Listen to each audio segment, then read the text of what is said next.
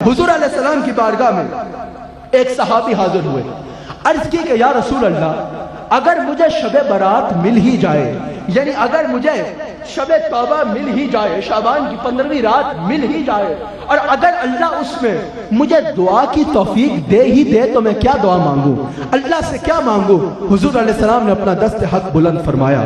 آج بھی اگر کوئی محدث یہ حدیث پڑھاتا ہے تو یوں ہاتھ اٹھاتا ہے، اور حضور نے فرمایا، یوں فرمایا، یوں فرمایا، یوں فرمایا، یوں فرمایا، اور فرمایا کہ اللہ سے 4 چیزیں مانگ، اللہ سے 4 چیزیں مانگ۔ سب سے پہلا حضور نے فرمایا اللہ کریم سے اپنے گناہوں کی معافی مانگ۔ دوسرا حضور نے ارشاد فرمایا کہ اللہ کریم سے اس کی رحمت مانگ۔ تیسرا حضور نے ارشاد فرمایا کہ اللہ کریم سے عافیت مانگ، اور چوتھا حضور نے ارشاد فرمایا کہ اللہ کریم سے رزق حلال مانگ۔ پہلا فرمایا کہ اللہ کریم سے توبہ کر، اپنے گناہوں کی معافی مانگ، لیکن توبہ ایسی کہ جیسا اللہ قرآن میں فرماتا ہے، یا ایھا الذین آمنوا توبوا الی اللہ توبۃ نصوحا، توبوا الی اللہ توبۃ نصوحا، کہ اللہ سے توبہ کرو لیکن ایسی توبہ جو نصیحت آموز ہو۔ یہ نہیں کہ گناہ کرو پھر اس گناہ سے توبہ کرو، پھر وہی گناہ کرو پھر اس سے توبہ کر لو، پھر وہی گناہ کرو پھر اس سے توبہ کر لو، ایسی توبہ نہیں، بلکہ حضور نے فرمایا جیسا اللہ قرآن میں فرماتا ہے توبۃ نصوحا کرو۔ حضرت معاذ بن جبل نے حضور سے پوچھا یا رسول اللہ یہ توبۃ نصوحا کیا ہے؟ حضور نے فرمایا یہ ایسی توبہ ہے کہ جب کسی گناہ سے توبۃ نصوحا کر لی جائے تو پھر انسان دوبارہ پلٹ کے اس گناہ کی طرف نہ جائے۔ حضرت علی فرماتے ہیں اس رات میں توبہ کرو، لیکن یاد رکھنا جو شخص ایک گناہ سے توبہ کرے پھر وہ گناہ کرے، پھر توبہ کرے، پھر وہ گناہ کرے، در حقیقت وہ اللہ سے مذاق کر رہا ہے، وہ اللہ اور اس کے رسول سے مذاق کر رہا ہے۔ دوسرا حضور نے فرمایا اللہ سے اس کی رحمت مانگو، اللہ سے اس کی رحمت مانگو۔ اور اللہ سے اس کی رحمت کیسے مانگو؟ رحمت جانتے ہو مل جائے تو کیا ہوتا ہے؟ حضرت بایزید بستامی ہمارے سلسلے کے بہت بڑے شیخ حضرت بایزید بستامی، جب ان کا وصال ہوا وہ اپنے ایک مرید کو خواب میں ملے، ایک خلیفہ کو، اپنے ایک خلیفہ کو خواب میں ملے۔ اس نے پوچھا حضور آپ کے ساتھ کیا ہوا، آپ کے ساتھ کیا معاملہ ہوا، اللہ نے کیا پوچھا، کیا سوال و جواب ہوئے؟ حضرت بایزید نے فرمایا اللہ نے میرے سے ایک سوال کیا، میں نے ایک سوال کا جواب دیا، اللہ نے میرے سے دوسرا سوال ہی نہ کیا اور مجھے پار فرما دیا، مجھے پار فرما دیا، مجھے پاس فرما دیا۔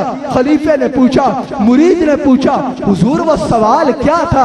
حضرت بایزید بستامی کہتے ہیں کہ جب میں اللہ کے حضور پیش ہوا، جب میری روح نکلی، میری اللہ کے حضور پیشی ہوئی، اللہ نے پوچھا بایزید کیا لایا ہے؟ میں نے کہا یا اللہ جب فقیر بادشاہ کے دربار میں آتا ہے تو کچھ لے کے نہیں آتا، خالی ہاتھ آتا ہے اور لینے کے لیے آتا ہے۔ یا اللہ فقیر جب بادشاہ کے پاس جاتا ہے تو کچھ دینے نہیں جاتا بلکہ کچھ لینے جاتا ہے۔ یا اللہ بایزید تیرا فقیر ہے اور تجھ سے رحم کی بھیک لینے کے لیے آیا ہے۔ اللہ نے فرمایا تو نے میرا رحم پہ توقع رکھی، جا میں نے تیری ساری عبادت کو قبول فرمایا۔ نعرہ تکبیر، نعرہ تکبیر، نعرہ رسالت، نعرہ رسالت۔ اللہ سے رحم مانگو اور اس کے رحم پر پھر ایسی ہی امید رکھو۔ اللہ کے حضور علیہ السلام ارشاد فرماتے ہیں، حدیث قدسی ہے، اللہ کریم ارشاد فرماتا ہے کہ میں حضور کے آنے کے بعد دنیا والوں پر عذاب دینا بند کر چکا ہوں، عذاب نہیں دیتا۔ اگر میں اب زمین پہ عذاب دینے کا ارادہ فرماؤں تو سب سے پہلے اس کو عذاب دوں جو میری رحمت سے نا امید ہو چکا ہے، جو میری رحمت سے نا امید ہو چکا ہے۔ اور جب اللہ کے رحم مانگو اور اس کے رحم پہ یقین رکھو تو پھر بیڑا پار ہو جاتا ہے۔ حضور علیہ السلام رونق افروز ہیں۔ ایک عرابی حضور کی بارگاہ میں آتا ہے، عرض کرتا ہے کہ یا رسول اللہ قیامت کے دن حساب کون لے گا؟ حضور میں بہت گناہگار ہوں، ذرا مجھے بتائیے کہ قیامت کے دن میرا حساب کون لے گا؟ حضور نے فرمایا قیامت کے دن حساب اللہ لے گا۔ قیامت کے دن کون حساب لے گا؟ اللہ حساب لے گا۔ حضور سے اس نے سوال کیا یا رسول اللہ وہ اللہ جو کریم ہے؟ حضور نے فرمایا ہاں وہی اللہ۔ یا رسول اللہ وہ اللہ جو رحمان ہے؟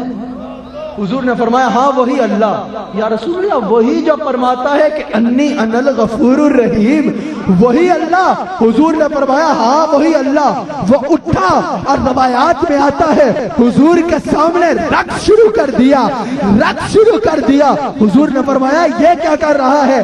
کہا سرکار آیا تو بہت فکر میں تھا لیکن اب بے فکرہ ہو گیا ہوں۔ اس کی وجہ یہ ہے کہ آپ ہی تو کہتے ہیں کہ وہ کریم ہے، کریم تاجروں کی طرح تولتا نہیں ہے بلکہ توبہ کرنے والے کو معاف کرتا ہے۔ سرکار اگر وہ حساب لے گا تو میں بخشا جاؤں گا، بخشا جاؤں گا۔ اگر وہ رحمان حساب لے گا، اگر وہ رحمان حساب لے گا تو میں بخشا جاؤں گا۔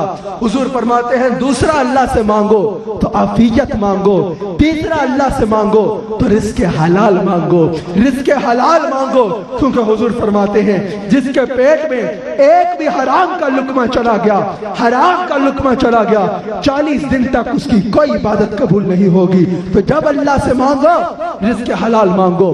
آج کی رات وہ رات ہے، حضور علیہ السلام ارشاد فرماتے ہیں کہ شعبان کی 15ویں رات، یہ شب توبہ، یہ شب برات اتنی عظیم رات ہے کہ اللہ کریم اس رات میں جبریل امین کو مخاطب فرماتے ہیں اور فرماتے ہیں اے جبرائیل آج آسمان کے ستاروں سے بڑھ کر، آج ریت کے ذروں سے بڑھ کر، آج درختوں کے پتوں سے بڑھ کر، درختوں کے پتوں سے بڑھ کر گناہگاروں کو معاف کر دیا جائے گا۔ آج درختوں کے پتوں سے بڑھ کر، ریت کے ذروں سے بڑھ کر، آسمان کے ستاروں سے بڑھ کر جہنمیوں کو جنت میں داخل کر دیا جائے، جہنمیوں کو جنت میں داخل کر دیا جائے۔ اور آج کی رات توبہ کی رات ہے، آج کی رات خشیت الہی کی رات ہے، جیسا اللہ کریم قرآن کریم میں سورہ الحدید میں ارشاد فرماتا ہے، سورہ الحدید کی آیت نمبر 16 میں ارشاد فرماتا ہے کہ کیا ایمان والوں پر ابھی وہ وقت نہیں آیا کہ ان کے دل خشیت الہی سے کانپ اٹھے اور وہ اللہ سے توبہ کر لے، اللہ سے توبہ کر لے؟ کیا ایمان والوں پر ابھی وہ وقت نہیں آیا کہ ان کے دلوں میں خوف خدا آ جائے؟ آج اگر کوئی ایک رات عبادت کر لے، آج اگر کوئی 4 نفل پڑھ لے تو وہ سمجھتا ہے اب تو مجھے خوف کی ضرورت ہی نہیں ہے، اب تو میں جنت کے دروازے پہ اپنا نام لکھایا ہوں، اب تو میں جنت میں پلاٹ خرید کے آ گیا ہوں، اب مجھے کوئی خوف نہیں ہے۔ خشیت الہی ضروری ہے۔ اگر اللہ کی رضا چاہیے تو جتنا آگے بڑھو گے اتنا اللہ کا خوف ضروری ہے۔ حضرت عمر فاروق وہ شخصیت کہ جن کے بارے میں حضور نے فرمایا کہ اگر میرے بعد نبی ہوتا تو عمر ہوتا۔ نماز پڑھ رہے ہیں، آیت آئی کہ قیامت کے دن تمہارا چھوٹے سے چھوٹا گناہ بھی تمہارے سامنے رکھ دیا جائے گا اور چھوٹے سے چھوٹے نیکی بھی تمہارے سامنے رکھ دی جائے گی اور تمہیں اس پہ حساب دینا ہوگا۔ عمر فاروق غش کھا کے گر جاتے ہیں، بے ہوش ہو جاتے ہیں، ہوش آتی ہے تو رو رو کے کہتے ہیں یا اللہ میں تو اپنے ایک لمحے کا حساب بھی نہیں دے سکتا اور تو کہہ رہا ہے کہ ایک ایک ذرے کا حساب لے گا۔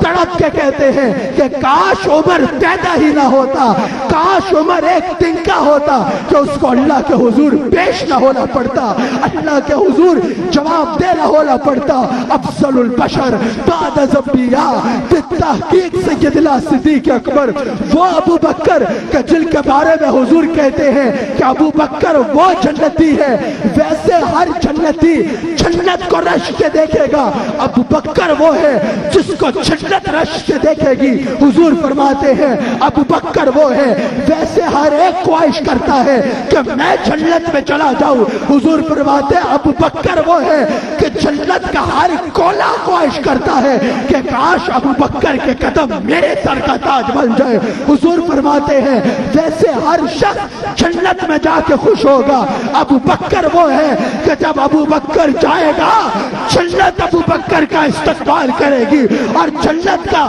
پتا پتا چھوے گا کہ ابو بکر آ گیا ہے، ابو بکر آ گیا ہے۔ جنت کا ابو بکر مرحبا مرحبا کی صدا سے جنت ابو بکر کا استقبال کرے گی۔